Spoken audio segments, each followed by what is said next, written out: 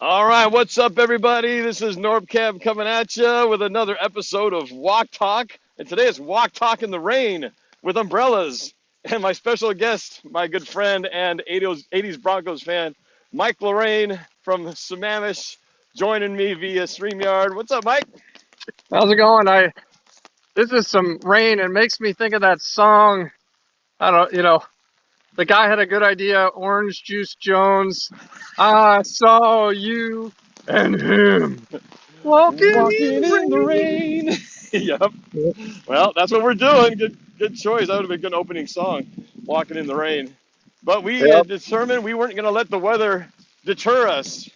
We were even talking beforehand. I said, how are we going to do this? It'd be fun to do a collaboration to talk about last week's trips that we went on. But it's pouring down rain. My phone's going to get drenched. I don't think that's going to work. He said, that's why they invented umbrellas. I said, oh, yeah, umbrellas. That's a good idea. And I just happen to have a Seahawks umbrella, so we're doing it anyway. Even though, as you can see on the camera here, this is what it looks like. I know you can see that, but it's a muddy trail. There's a big water puddle up ahead. I'm going to have to work my way through, or around anyway. But that's okay, Snow, sleet, rain or shine, here we are talking about whatever we're going to talk about on this show. And we figured, we're both back from our vacations last week as I trudged through this. Just look how deep this puddle is. My gosh. Man, I could drown in this thing. do you have to walk through that? No, I'm walking around it. Are you kidding me? I do not want to be walking with soaked feet. But either way, just thought we'd talk a little bit about. We both had some vacations last week. Mike took his family to Disney World for the first time, and I did spend the entire week in Disneyland. I had a couple days there with my girls and some other locations that we were at. But thought this would be a fun time while we're in the rain. We could talk about our fun experiences in sunny Florida and kind of sunny California. But let's start with, first of all, I want to thank everybody who's tuned in. We see some people in there in the chat, so keep the comments coming. Appreciate you guys tuning in. Feel free to drop a sub and a like or a comment on the channel. And Mike's got a channel as well. You tell everybody about yours, Mike.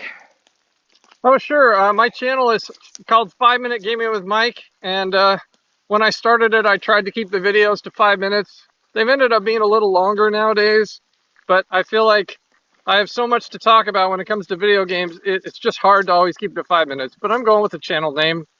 Do all kinds of commentary on video games, old and new. So if you like video games, especially retro stuff, come on over, check it out. 5 Minute Gaming with Mike on YouTube. And I just recently posted a video. I'm playing a game called Horizon Forbidden West on my PlayStation 5. And I posted a video for the opening credits because it was such a beautiful little sequence with a wonderful song. It's just 3 minutes, but go check that out. That seems to be getting a lot of hits. It's up to like 650 hits in about 5-6 days, which is surprising. I never expected that. It's always funny with YouTube. You just never know what is going to get interest. So, but yeah, it's a lot of fun. I love video games, so it's fun to have a YouTube outlet for that. Yep, and you might, if you scroll through his playlist, you might find me on a couple of those videos. So, yeah, go check it out, 5 Minute Gaming with Mike. But today it's a 45-minute walk with Mike and Norb, talking about our trips to Disneyland, Disney World this past week. So, you might have seen a few videos posted from me. I posted a few on Instagram and maybe one or two on YouTube while we were on our trip. But I thought this morning we were catching up on. We really hadn't talked all week, so we were catching up on all the adventures we'd gone on and how it was like for his family and for me. But this was really, I'll start with you, Mike, because this is your first time to Disney World with the family. You and me and our friend Rob went there back in September, so we got a preview, and that's when you decided, I got to take my family out here. So for your wife and your two boys, they got to see it for the first time. So what was, give me kind of the bird's eye view of how the trip went. It was 5 days, right? 5 days total in Orlando? Yeah, basically, I guess if you don't include the travel days, 5 days. If you include the travel days, 6-7 days. And how do you describe 7 days in a 30-second answer.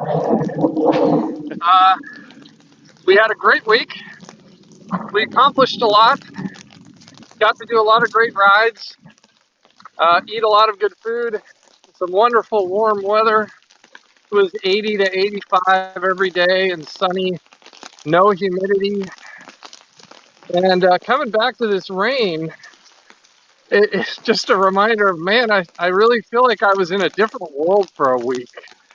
Because Yes. it was so nice. And we're wearing t-shirt and shorts. I mean, we're putting on sunscreen. And now I'm back in this downpour. Man, what a contrast. I have to talk about specifics.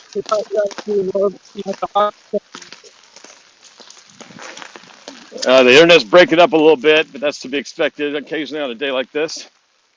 I'm sure you'll get back solid again in a moment. But like you said, the weather was quite different. Actually, where we were in Anaheim, it was actually pretty cold. In advance, we knew that it was going to be, high was only going to be with the low 60s and as low as 59 on the high side, and it got down to 40 and slightly below on the cold side. So it wasn't exactly the sunny, warm, sunscreeny weather that you had down there. We even had rain. First time I've ever seen rain in Disneyland. But, you know, it does rain in California occasionally. But let's see. So, Yep. Mike, are you back in? Are you connected again? Okay, you're back. We got through that dead cell area. Yeah. Yep. So I would probably start by saying, for those people who've never been to, those who are watching who've never been to Disneyland or Disney World, if you ever decide to go, one thing you definitely want to do is you got to allow for a good amount of time, especially if you go to Disney World, because it's so big, you need several days to do it. Disneyland, you could probably bank to it in a couple of days if you want to see a lot, but anything more than that would be bonus. Disney World would be hard to do in just a couple of days. But let's start with, I guess, what are some of the top attractions that if you were to go back to Disney World again, and you only had a day or two to do it, you had to just put your top favorite attractions, what were they that you and your family discovered this past week? Well, what I would say, I'll tell you what, I'll pick one attraction per park, because Disney World has 4 parks. So Hollywood Studios was where we started, and that goes without saying, Norb. Rise of the Resistance, a must do. Second would be Magic Kingdom. That's where we went second. So I'm just going in the order we went, not priority of my favorite park. Magic Kingdom, there's a lot of good stuff there. Hard to but, pick one. You know, our family hit was Thunder Mountain Railroad. We did that a number of times. That's just a really moving on to Epcot. You know, there are not a lot of rides in Epcot. Right. But there's a lot of good stuff. We didn't get to test track this time, and that's fun. We did Ratatouille, Ratatouille Adventure, and that's great. I mean, Cynthia might be watching, and I know that was one of her favorites. She had a big grin on her face at the end of that ride, put her in a real happy mood. Fun ride. So that was the Ratatouille. That's the Ratatouille ride. Yeah. Yeah. Last park, Animal Kingdom. Avatar Flight of Passage for sure. Cynthia would not put a happy face on Cynthia though. That made her a little sick. But my boys, Brett and Kyle, loved it. So my favorite ride at each park. All right. So starting with the first one, Rise of the Resistance. This is one of those rides that is coexists at both Disneyland and Disney World. We went on this as well, and it is, for me, my number one ride at either park, Disneyland or California Adventure in Anaheim. What's really amazing about this, and if you don't mind spoilers and you want to see what it's like, I actually posted pretty much most of the ride on one of my previous videos this past week, so you can check that out. But it is unique in that first time I went on it, it really was like no other ride I've ever seen before. in the sense that you can usually say, oh yeah, well this ride is like this, or it's like that, and you could just say pretty much a direct comparison. But this ride is so unique in that, one, it's really well immersed in the Star Wars world, more of the more recent Star Wars movies, like the 7, 8, and 9 side of things. But they do a really good job of, I'd say it's a combination of multiple ride experiences in one. So you get a little bit of this, a little bit of that, and that's what makes it cool, is that it's not just one thing. It's a mix of different things and different phases, which makes it, one, it's a long ride. It takes like almost 18 minutes probably from the moment you really step onto it to the end of it. So, and maybe some of that is just part of the clever line extending so that you don't feel like you're in line, but you really are. But they make the line feel like you're already in the ride. So it makes the ride feel long, but the experience itself just feels like it just keeps going and going. And there's some major breathtaking moments, which I won't give away if you don't want to know. There's some parts where you just go like, oh my goodness, what is this? And just in the same way, I have a breathtaking moment right now. Look at this flooding. Wow, this is just off the street going to the path here.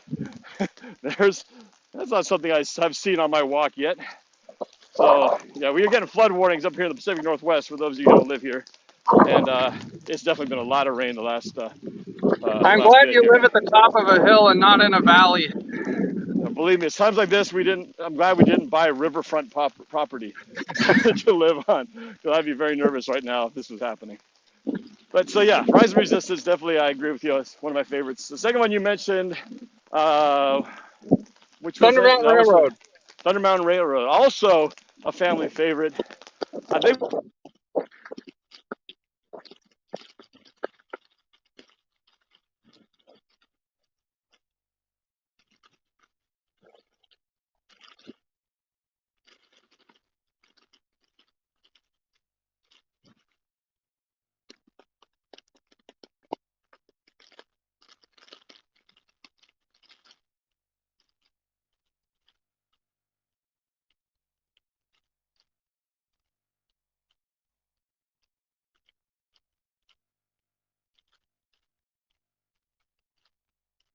Norb, I think you muted yourself. I muted myself. There you go. Pushing buttons. There we go. So I don't know what you heard or didn't hear, but I was talking about Thunder Mountain. You went dark, and I thought, okay, my phone is cutting out. I'm just going to let it work its way out. And then I started thinking, wait a minute. I pushed the button. I didn't realize I pushed it. Next to his name. Let's try that again. So I was talking about Thunder Mountain Railroad being that was your second pick. Also popular with ours because it's one of those rides where it's mild enough that you can bring your young kids on it, but wild enough that your older kids will get enough thrill out of it as well.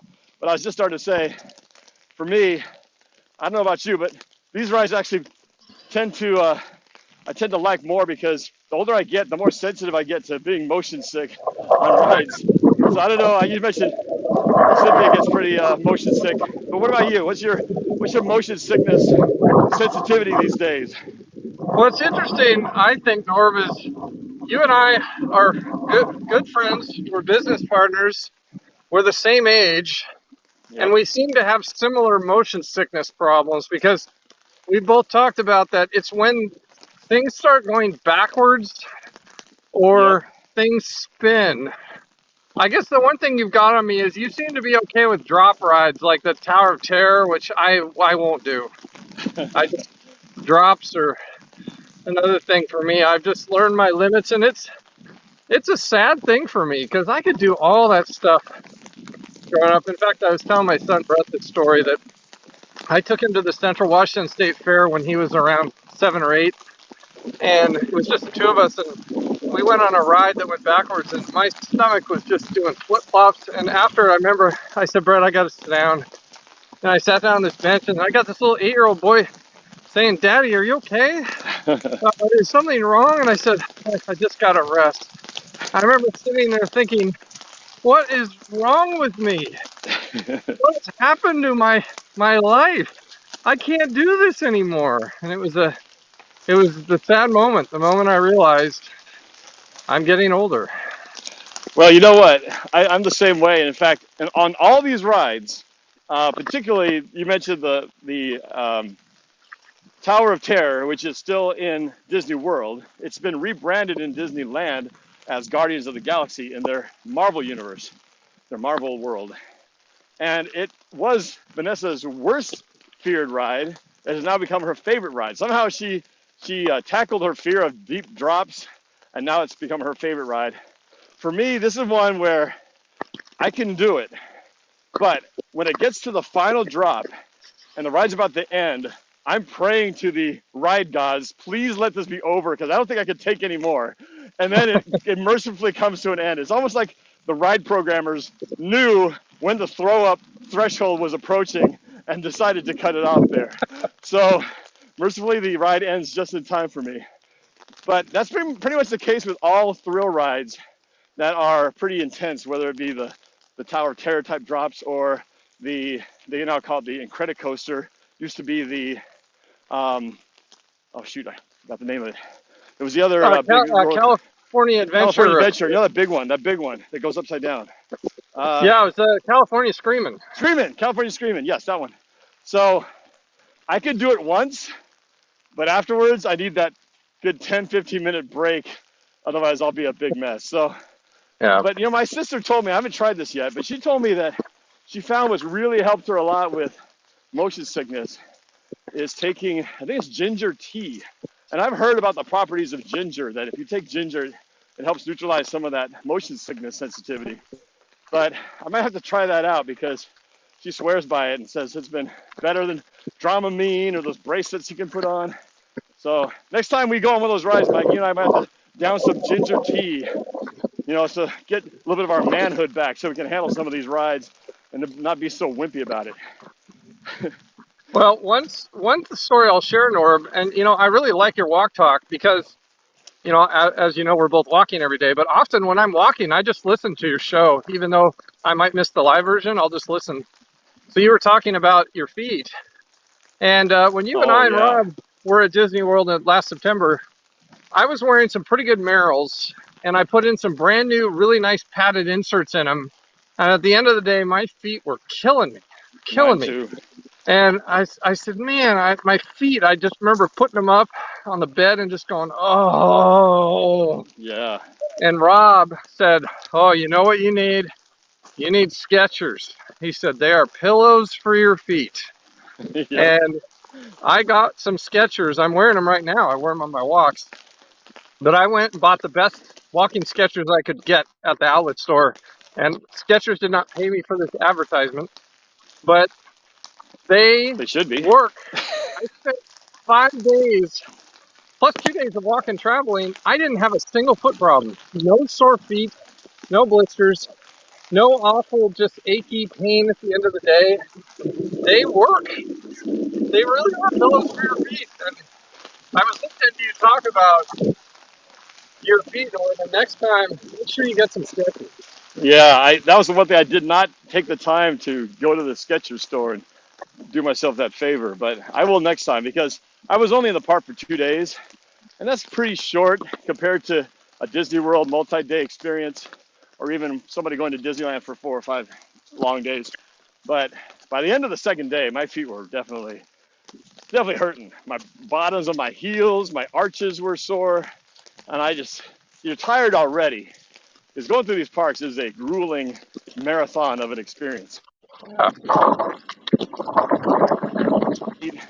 But when your feet are killing, you're putting in a lot of steps. And so, I can walk this walk here and my feet are fine at the end of it. There's something about Disneyland or amusement park walking pain, and a lot of it's the standing pain. The pain of just standing in line for hours. And as Rob put it, pillows for your feet sounds really good when you've been standing for a long time and your feet are just killing you. And so I didn't do that. I'll have to do it for next time, whenever that next time might be. But highly advised you do the same. Maybe you youngsters don't have that, because I don't remember ever complaining about my feet when I was a kid.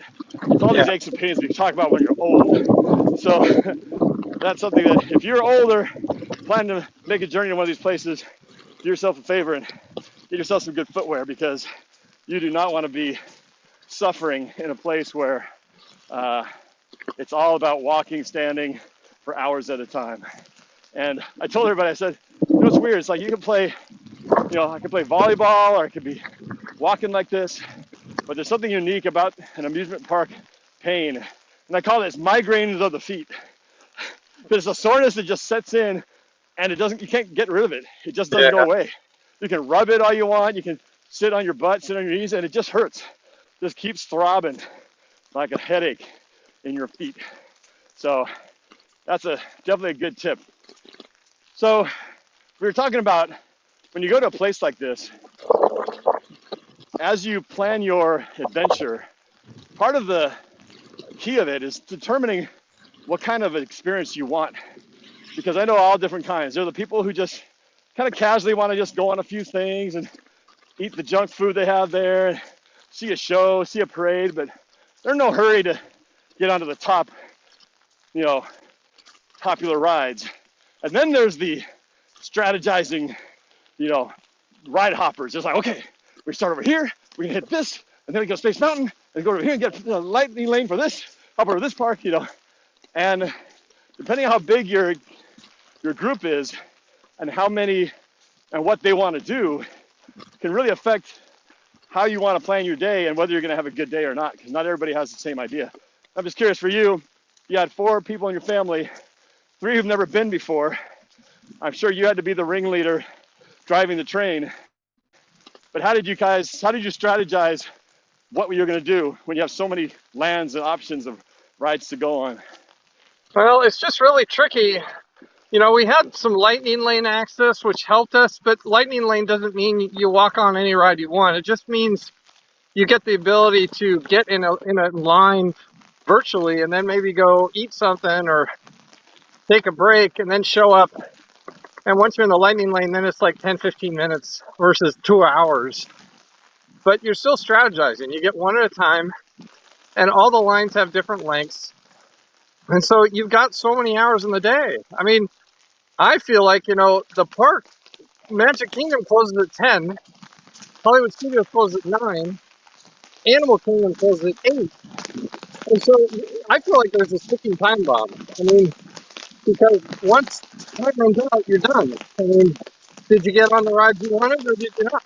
And so you try to gauge wait times, and then of course all the curveballs that come your way where you're ready to move, and then as soon as I got to use the bathroom, and then they disappear in the bathroom for a while. Right after I said, okay, let's go. And so I'm not counting on that, but then that affects things. So, and then and someone may just get tired and need to sit down. That happens. And so, yeah, being the guy driving the train, I'm just trying to maximize the memories, maximize the things we can do, because we have a ticking time bomb at the end of the day and a ticking time bomb at the end of the week. And you're never going to get to do everything. So you try to do as much as you can, knowing you can't do it all. And obviously, I knew certain things that were good. I wanted to try some things I hadn't done. The one thing I hadn't done was the Indiana Jones Stunt Spectacular, which is an awesome show. 30-year-old stunt show. It was great. It was great. And packed crowds. I will end by just saying, too, is the crowds were so insane at Disney World all week long. It was just, sometimes I look around at all the people, and I think, this is absolutely bananas. I mean, there are lines everywhere.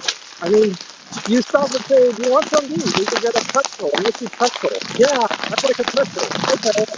So I see the pretzel cart, and there's 20 people in line for pretzel. I mean, there's lines for everything. Not just rides, everything. All day. And it's just nuts. I mean, it's just nothing like here in Seattle like that. But I don't know, Norb. I don't know what you do, but you're playing this game. You're trying to do what you can, navigate the crowd, have fun, not have anyone have a meltdown, and not run out of gas yourself. And it's a challenge, but on this trip we did really well. And I told you earlier, we did great. We got A lot done. The only thing we missed was the safari ride at Animal Kingdom, which is real animals. And you have a good story to share about that. I'd like you to tell people about that. How they get those animals to perform. Yeah, so, well, I don't know about performing, but so on the animal safari ride, basically, when you go to the Animal Kingdom, you have the option to take a tram. It's a driving tram where you get to sit and they'll drive you to different parts of different countries, simulated countries. Say, okay, now we're entering the African safari, the African whatever you call that. I forgot what you call that big open area with all the animals. And so you can see all these different antelope and tigers and lions. But I don't know if you've ever gone to the zoo. More often than not, you go to the zoo and you want to go see the lions or the elephants. And half the time they're taking a nap around the corner. You barely see an ear, or the elephant's over there, far away, or not even within view. And I know for Disney, that's not very good. That's not a very good ride if you don't get to see the animals. So, now, it's like Jurassic Park, right? Where's the dinosaurs? Yeah, and it's not there, no show. So what I heard they do to make the animals a little more visible on a consistent basis, they'll put these cooling vents, basically like air conditioning for the animals, in certain key viewable spots where the trams drive by. So if the animal's going to relax and take a nap or whatever, they're going to make sure it does it in the most comfortable confinement place of their cage, or of the field, which is there in plain view for everybody to see. So when we drove around, we had no trouble spotting the tigers, the alligators, and the lions, and everything like that. So Disney, they know how to run a show. They know everything about making it worth your money. They want to keep you coming back for more, spending your hard-earned dollars, Disney dollars, in the happiest place on earth. So it's too bad you didn't get to do that one. But considering all the stuff you guys did do, you can do that for another time. That one, you didn't miss too much on that one. But yeah, we did good. Yeah, you definitely. What is unique about going to Disneyland or Disney World now versus say 10 years or earlier? Before, all you had was a paper map of the park, and you say, "Hey, let's go to Pirates of the Caribbean. Where is it? Here it is. It's over here." And you pull out your map out of your crinkled pocket, and then you just walk your way over, and you go, "Oh, it's gonna be an hour. That's too long. Let's go over to Space Mountain. Where's that? Let's go over. Oh, it's over here on the other side of the park. Okay, let's go there." So you have no idea how long the lines are till you get there. Well, the beautiful thing about the apps, one, they're essential because you need them in order to do your lightning lanes reservations or your food reservations and things like that. But what's great about it is you can find everything on the app. You want to know what the time is? You could be in another park. And if you're thinking about hopping to another park, saying, "Oh, let's go see what the Rise of the Resistance looks like right now." It'll tell you if it's closed. It'll tell you if it's 90 minutes wait right now, 1 hour, 3 hours, whatever it might be. So you can make your planning a lot easier without having to go someplace and commit to it. So the app is really helpful. Even just going to the bathroom. If you're somewhere and you suddenly find yourself having to go real bad, like I understood Brett did a couple occasions, you can just pull up the bathroom locator and find the closest bathroom to where you are and not have to ask around where the bathroom is while you're, holding your pants to keep yourself from peeing yourself. So that's the great thing about the apps. The technology has definitely made it much more helpful. The danger there is if you do have to rely on that app, you better make sure you have enough power to last your phone the entire day, because if that thing goes dead on you, you are what. So you better have multiple phones with the app on it, or make sure you got extra battery for it, because you're going to need it, especially for those 12 plus hour days, depending on how long you decide to stay each day. So yeah, that's a very good point. Very, very different from the old days for sure. Yeah. It really is something when often I did think about that as well as, man, I'm just navigating this whole park experience through my phone, but it really is helping me get things done. And I was telling you, I use the app to order us lunch, which is kind of a new thing. Because, traditionally we've grown up, Norb, where you want to get lunch, you just figure out where you want to go, walk there, get in line. But they have apps that list out all the restaurants in the park. You can get walking directions. You can look at the menu, and then you can see how long it'll take to get your food. So you pick a restaurant, order for everybody, and you pick a pickup time. It gives you like these 20-minute windows. So you can order your lunch 2 hours ahead, knock another ride out. When your ride's done, head over to the place. The app recognizes you're close, and then you just say, yeah, make my food. And then the app tells you your food. And then you number 5. It says go to pickup. And there you are, they hand it to you, and you just have to find a table. But sometimes that's hard. But it's pretty amazing. Yeah.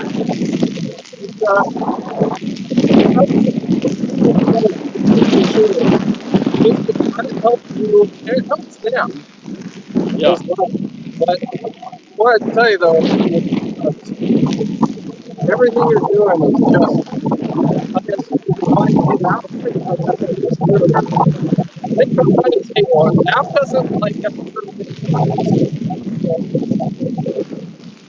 a lot of times you stand on the wait for someone to get up, and then hoping that you can grab it before someone else is looking grabs it. There is a lot of that. Right.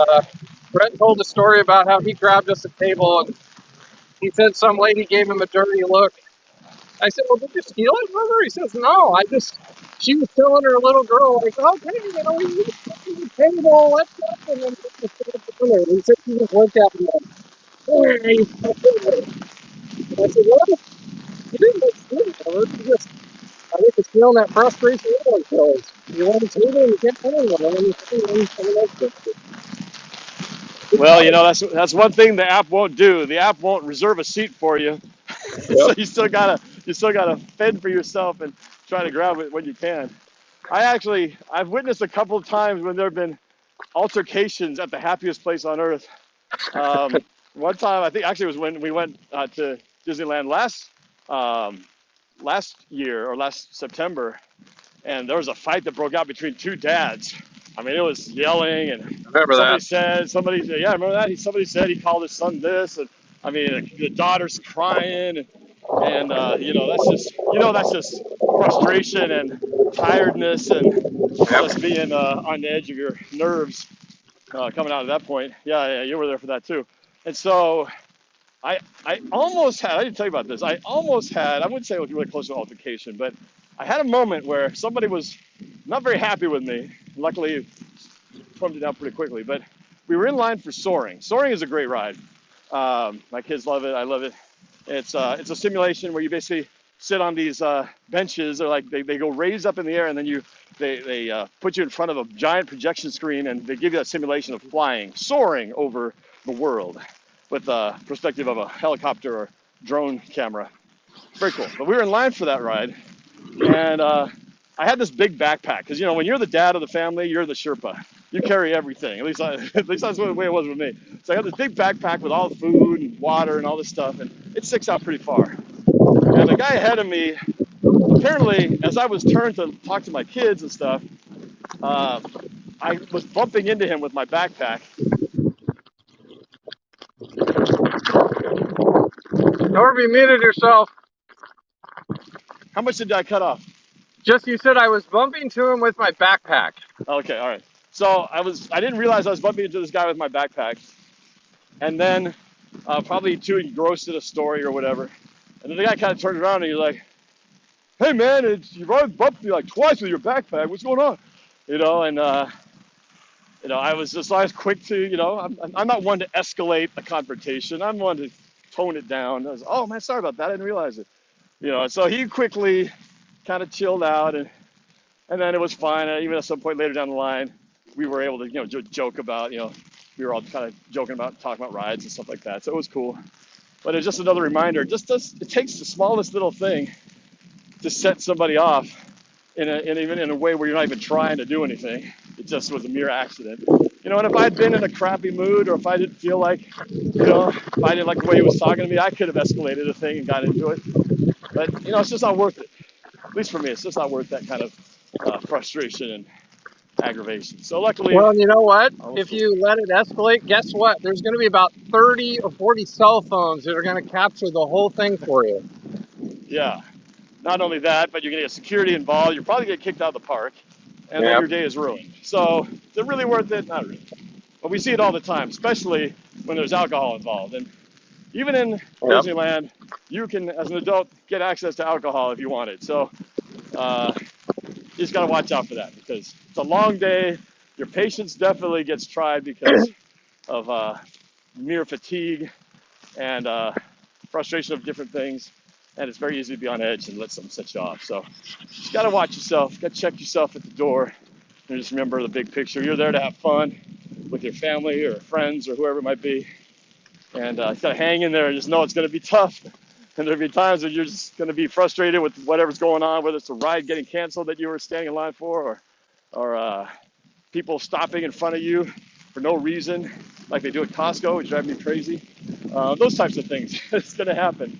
But you just got to kind of go with a little patience and you can survive it. So I wanted to ask you, you're talking about the food stuff, but I know you went to some pretty cool restaurants. What was the best restaurant experience you had while you were down there? Oh, I'm glad to talk about that. Actually, I felt listening to you talk. Do you mind if I talk about my one complaint about Disney yeah, World, sure. Disneyland? My biggest Go for it. complaint. My Yeah. biggest complaint about these parks is water. So if you're thirsty and it's a hot day, we're talking 90 degrees, 85, whatever, you get up there humid, it's hot. If you're thirsty and you need cold water, what do? Well, you have to buy one. You have to buy a Dasani, 12-ounce Dasani for $5. And that's not much water anyway. So how are they nice? Well, they have drinking fountains and water bottle filling stations all over the park. So usually always by a restroom. The water is lukewarm. And when you're lukewarm Hey, Mike, water, make sure you're, I don't know if it's your mic, just make sure you're not covering your mic with your hand because sometimes it gets kind of muffled. So I don't know if that's the okay. reception or your hand. I don't think I am, but it just kind of happens once in a while. But go ahead. sure. So the water's lukewarm at these stations. Yeah, and it's not refreshing at all. It's kind of hard to drink. And I think it's a shame they can't provide cold water out of the water fountains because I found myself wondering how they did it in the 70s and 80s when bottled water didn't exist.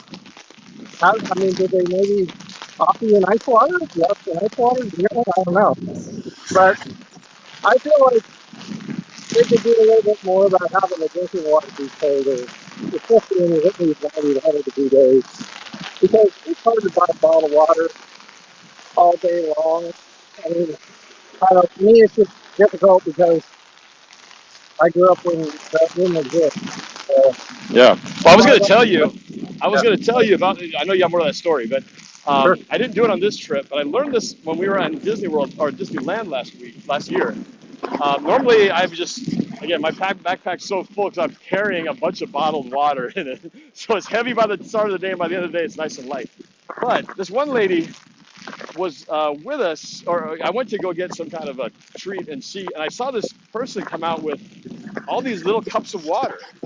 I was like, oh, how did she get that? And they said, well, if you ask for water, for a cup of water, they have to give it to you, even though they're selling the bottled water for $5 for 12 ounces. Now, I don't know if that's the same in Disney World. I don't know if you saw that, but I saw this and I was like, wait, really? If you just ask for water, not bottled, they will give it to you? And they said, yeah. So I didn't try it this trip because I had all the water that I was carrying, but I almost forgot about that. Your story reminded me that this lady told me this little hint, this little hack, Disney hack, that if you ask for water, they have to give it to you in a cup. Now, I don't know if it's ice cold or not, but it's definitely colder than what's in the water fountain. So That's good to know. next time.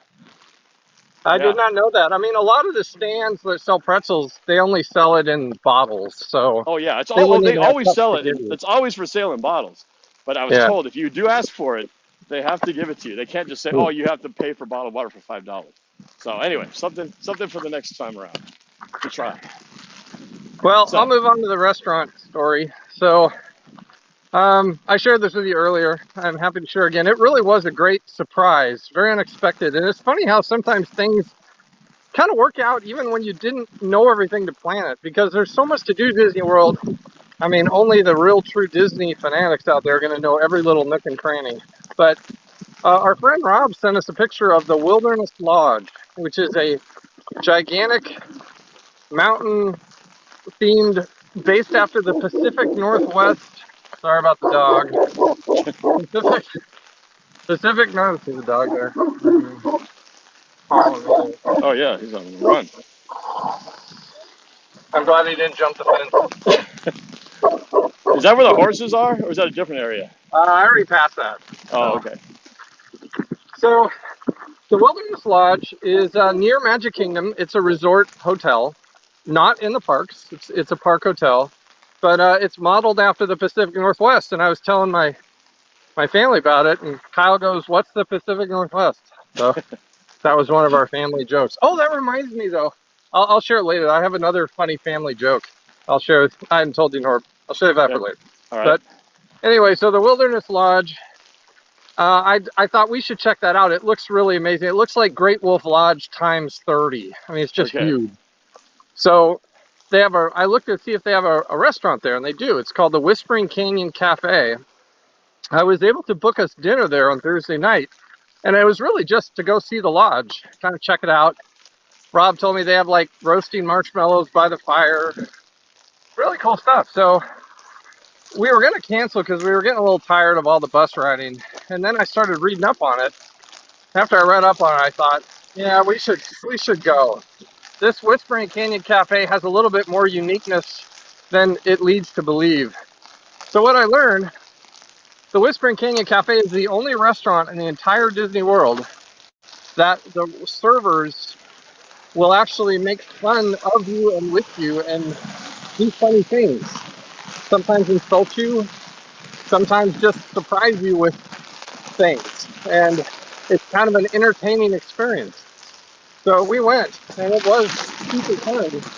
Our server picked on my son a little bit in a good way, made him hand out all the napkins, and then they ordered sodas, and he brought like 30 straws and just threw them on the table and said, "Here's your straws." And I got put in jail because I asked for cornbread with our dinner. So he put this little jail bar thing in front of me. And then he comes up and goes, "You want to get out of jail?" I'm like, "Yeah, I'd like to get out of jail so I can eat." He says, "Okay, come over here."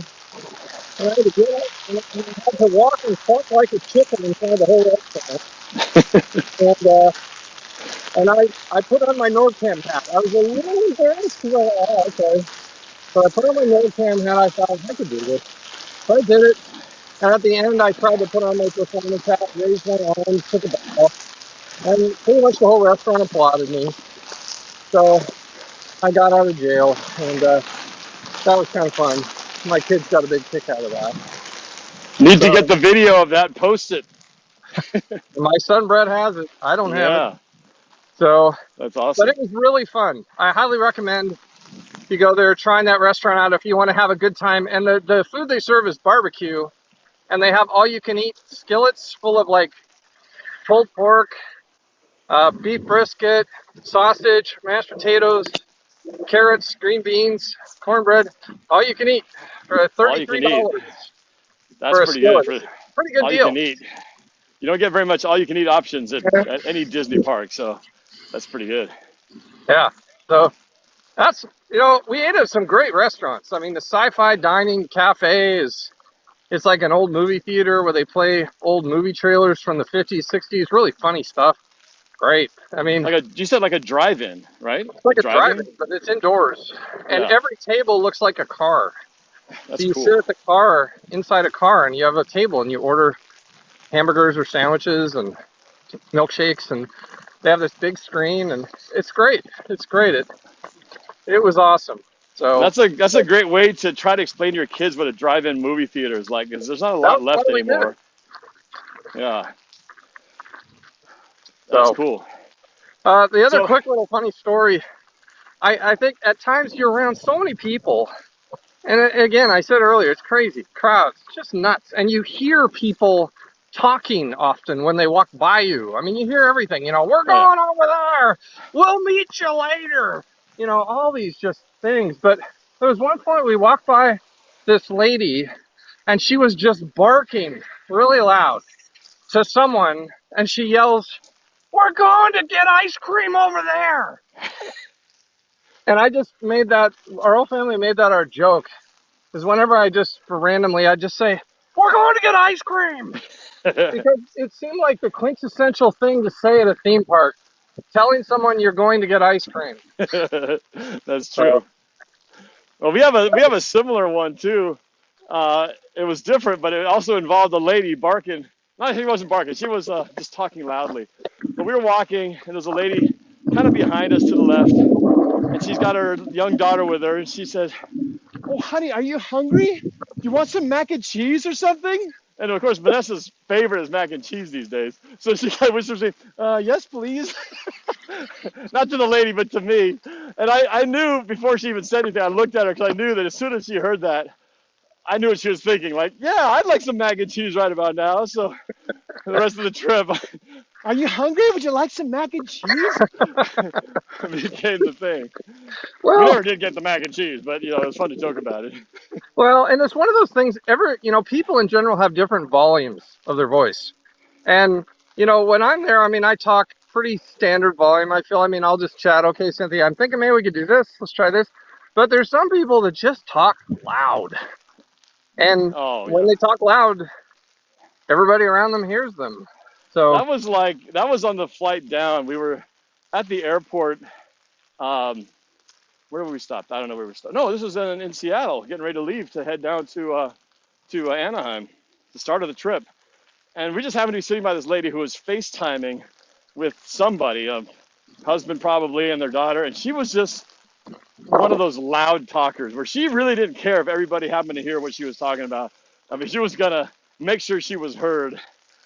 And it's so unnerving to me because I never do that. I always try to keep, if it's a conversation, I try to keep it somewhat, I know that I can't always keep it down, but I try to keep it to where it's at least like I'm not trying to make sure everybody in the whole room can hear it. But not only was she talking to her husband, and just, "Oh yeah, no, we're doing great. Yeah, and the flight's probably taking off in about 15 minutes. I mean, just so loud.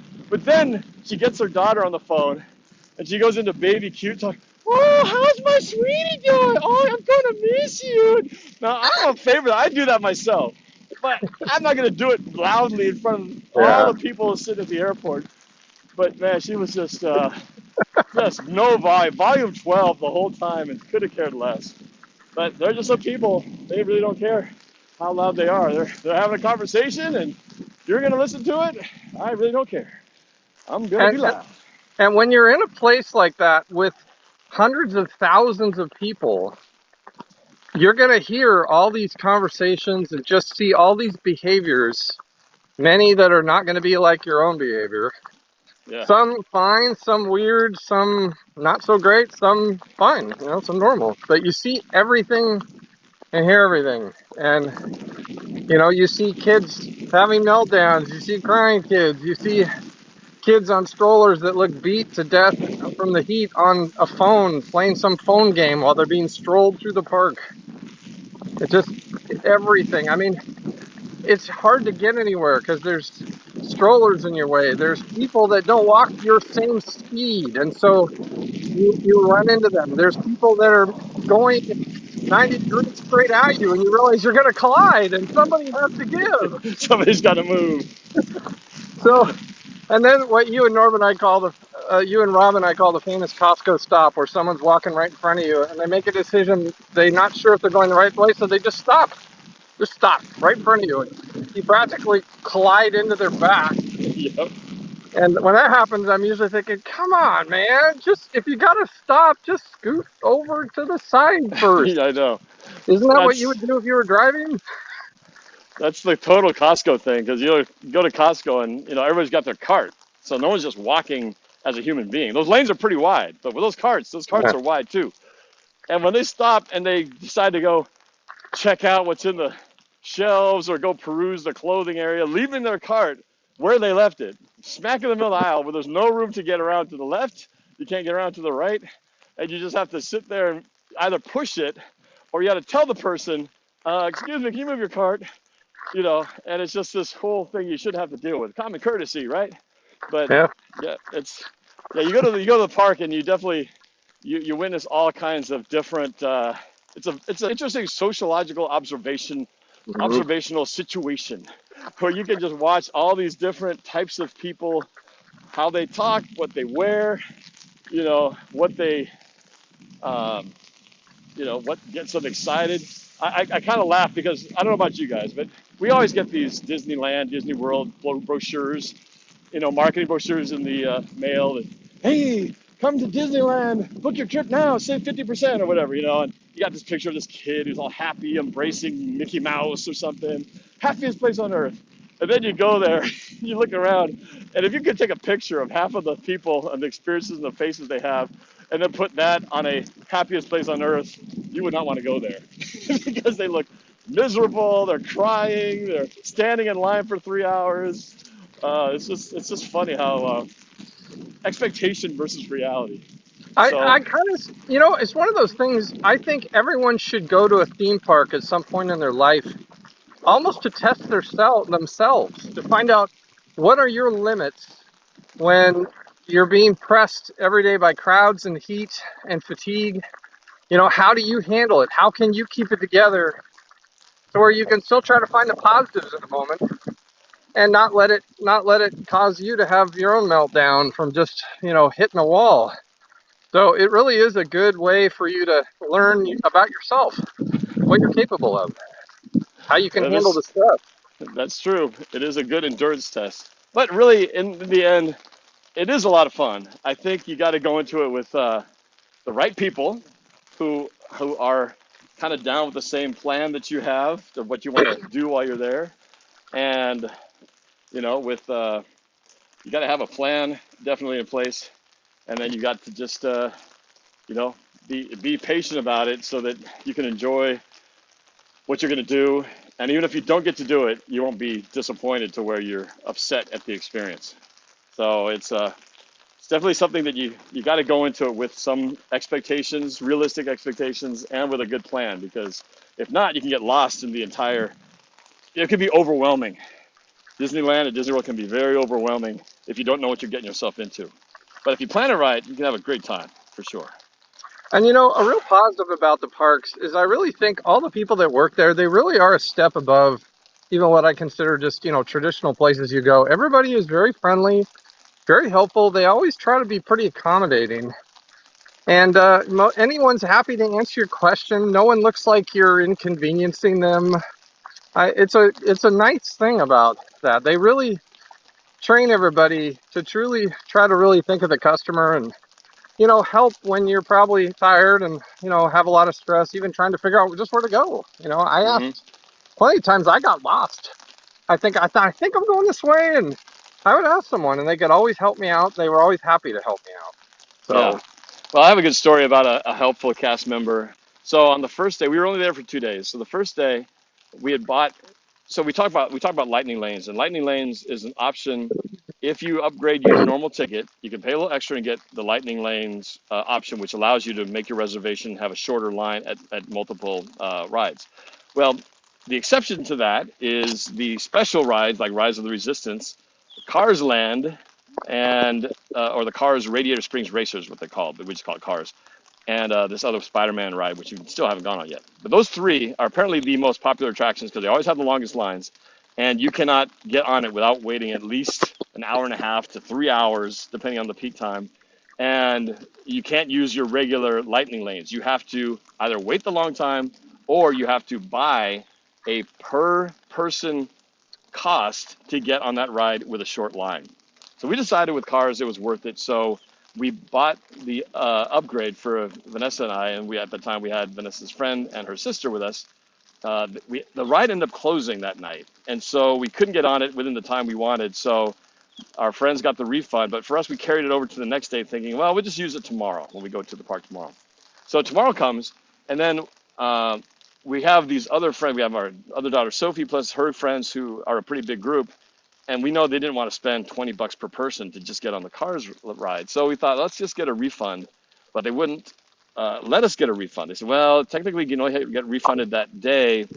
So unfortunately, I can't refund you. So I was like, oh, so now I feel like I wasted my money buying these upgrades. But they said, what? We have another option for you. They said, how about you keep your upgrades for the Cars short line, and we'll give everybody else in your party the same privilege as well.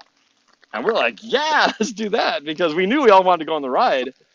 We certainly were prepared to wait for a long time, but we basically got the best of both worlds. We got the short line, and they gave it to the rest of the party, which is, five other people. That's $100 worth of what we would have had to pay for if we just Yeah. did it the normal way. So they gave us some freebies that we didn't even ask for, didn't even know we could ask for, and they just provided that because they could tell we felt inconvenienced. So that was pretty cool. I don't know if they do that on a regular basis, but they certainly made up for what didn't work out the first night. And so we all got to benefit from that and got on it with a very short ride. So that was another example of Disney customer service rising to the occasion. So I want to just quickly shout out Disney Adventure Vlogs, who's been a regular on my channel. It says, especially guest fights with cast members. Please be respectful to cast members. Yes, these guys are Sure. doing their job, so it's definitely not easy to do. So appreciate you jumping on here. And yeah, I've made it back to my place already here, so I've wrapped up my walk. Are you close to home? Yeah, I was kind of taking some extra cul-de-sacs. Just I did too. I was going some circles and extra streets to extend our talk, but I would I love to ended up back close here. with one final bit of advice. Yeah, Um, I talk sometimes to classes on filmmaking, and I always say, I don't expect you to remember much of anything I said, except remember this. So this is what I'm going to say, is if you want one thing to remember, if you ever decide to go, get a camcorder to make video, especially with your family. Something like this is all about making memories. I took a camcorder, and a lot of people think camcorder, that's old school. You can still buy camcorders easily today. They still make them. But a camcorder allows you to do what I call long format video recording. Because there's this psychological thing about it. If you whip out your cell phone to shoot some video, you tend to keep it short because you're always thinking about space on your phone or power. battery. So you'll roll for 30 seconds. Hey, we're at Disneyland. Yeah, everybody wave. Yay. And that's it. Well, in the long run, 20 years from now, that's kind of boring. What if you film long format, like we reviewed every ride? I'd film Brett, Kyle, Cynthia, and we'd talk about our thoughts of the ride. We at the end of the day, we shot in front of the capsule, and each one of us talked about our week. And a lot about that is you're capturing the personalities of yourself and your kids and your wife and your family at a moment in time.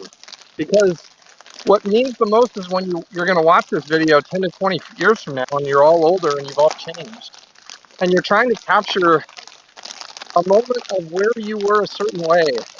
And you can only do that with long format recording where you can actually talk for a while and talk about your thoughts on a ride or your thoughts of the place or just making some jokes. But, I was taught that by that other person in the video there. He taught me that. Important. Talking about life, making those memories by capturing how you felt about things or at a certain moment. I felt like I was probably the only one in that whole park with a camcorder, but I shot probably 4 hours of content of just us talking, reviewing, fun stuff. Now, are my kids going to go watch that right now? No, absolutely not. They have no interest in watching any of the video I shot. But I guarantee you, 10 to 20 years, they'll watch the whole thing. Probably more than once. Because they're trying to remember what they were like or what we were like. So, my one bit of advice, get yourself a cheap $200 camcorder. Plus, it won't use up the battery on your phone. It won't use up the space on your phone. You can whip it out of your pocket. But then you can shoot long stuff. Like the way we all used to do it, right, Norb? Yep. So, Well, and that yeah. kind of ties in. I totally agree with you on that. I also did. I didn't. Well, I didn't have the camcorder with me. I did try to shoot as much video as I could of getting people's reactions after rides, and even shot during the rides and stuff like that. But you were talking about how why do people bring their kids when they're only like 3 or 4 years old, and they're Good too point. young to go on half the rides, and I agree. It's like when I first went there, the first time with our family, I brought my wife Jen was pregnant with Vanessa, and Sophie was only a little over 2 years old, and we went to Disneyland. It was our first trip there as a family, and I had a video camera with me, and I recorded a ton. A lot of the stuff was just while we were standing in line, and obviously since we didn't go on a lot of rides, there's just a lot of in betweens that we got. And while the going on the rides parts wasn't all that memorable, because obviously the really cool rides would come later on in life. What we do have from that very long video is very rare times of Sophie when she was, only talking very little bits, but a lot of funny moments that just happened while, on Small World or on the line to Small World or other things. And what happens is when you shoot these trips on a video like that, sometimes your memory fades, but your video becomes the memory. You actually remember it thinking, or you think you remember it because the video fills that gap for you and creates the memories for you. And so that video is one that has classic quotable lines that we still bring up from time to time. And we only remember it because we happen to be rolling camera at that point. So after every trip we've been on, I think almost every single video, I've always shot something.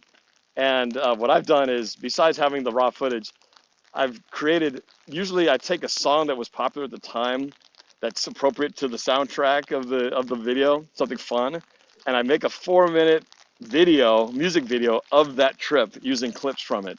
And it becomes a nice, digestible, easily shared with other people type of video where you can kind of watch the highlights of your trip in a little 4-minute fun version with music, and it feels like the greatest time ever. Everyone's smiling, laughing, and music to go to. And so I've had like 5 or 6 of these trip videos, a lot of Disney, some Disney World, some Hawaii, but the kids play it all the time as their little memory of being able to just go quickly flip through and watch highlights of a very familiar memory. So, it takes a little work, but at least if you shoot it, you can do something with it. And it's that time later, like you said, 10 years later, 15 years later, 20 years later, whatever, when that stuff is going to be so valuable when you can look back and go, oh, remember when it used to look like that? Or remember those clothes I used to wear, that shirt I used to wear? It's funny how the stuff like that you forget because you don't have those things anymore. And then you look back and you go, oh, I love that shirt. That was such a cool, I love that. Why did I get rid of that shirt, So, and it's fun. It's fun to get the voices and the sounds and the thoughts that are in your head because the scenery may never change. You can shoot Space Mountain from the outside and it'll look the same 20 years, 30 years from now. But you going on it and you talking about what it's like will only happen once at that moment. So, and that really applies not just on a theme park, but even on a daily basis. It's fun to just, randomly capture those things because life's constantly changing. So it's nice to have a little documentation of what it was like then, because then is going to be way back then sometime from now. So it's That's good the that you got problem. footage. We all have these great video cameras in our hands, these cell phones, and you can capture a photo, you can film yourself doing a little TikTok thing, making a face, thumbs up, waving, but that doesn't really capture what you are. And the only way to do that is to talk about your thoughts or about a moment. And you're really doing it for your future self. Yeah. So Fred asked me at the end of the trip, is there anything I was sad about leaving? I said, actually, I'm ready to go home. I said, but the one thing I do feel a little sad about is I shot all this video of us talking and laughing and, all this stuff. And at the moment it's real because we're in it. But I said, going home, the video now becomes the past because the timeline is moving forward. And what we shot is now becoming old. I said, you're going to start changing. I'm going to change. That person we filmed is never going to be that person again. But I'm thankful we got it. I'm just a little sad that this is that transition moment. And, that's life. But, Scott, I would just say, don't stop capturing your life moments or the moments with your friends in a way where you can really capture and just keep it off. That's a lot of what is done in the quick stuff. It's just being funny, which is great, but just remember the other stuff. So, there, that was really deep. I got really deep in my little deep in my serious. So there, I'm going back to group mode. Well, the other thing too, I'd say is that I'm happy you guys. Oh, Mike disappeared on me. Um, Star Wars What to Do says, hopefully can we do Madden? We will as soon as I get my account back. I'm still, believe it or not, I still can't get in. I'm still trying to get my Microsoft Xbox account resolved. So until that happens, I have been unable to jump on my Xbox to play. So kind of sucks. Luckily, I've been gone this whole week, and that's partially why it hasn't been resolved quicker. But I'm waiting to get Microsoft to help me with this. But I was going to say, I guess in closing here, that the thing I'm glad Mike was able to take this trip with his family, and why every opportunity we get to even hop up for one day at Disneyland is I'm glad we're able to do it. I encourage you, if you're able to do that, to do it, because these memories are really what it's about. And as my kids get older, and I realize the older they get, the closer they get to becoming at that age where they're going to be on their own, whether it's college or life after college, that these years we have left are precious, and there's only a few of them left. So every opportunity we can have where we can share these things, these fun moments together, I'm trying to enjoy every one of them. Whether it's a Super Bowl with my dad, or Disneyland, or Disney World with the kids or friends, take advantage what you can, because sometimes you think, well, I don't know, it's expensive. When am I going to go? But man, I never regretted having gone on those trips and had those memories. So, all right, on that, we're going to end this walk talk. Thanks for joining us for this extended version with guest star Mike Lorraine, 80s Broncos fan. Make sure you check out his channel, 5 Minute Gaming with Mike. And we'll talk to you guys later, hopefully, to get this Madden tournament underway as soon as I can get my account reinstated. That's about it. We'll talk to you guys later.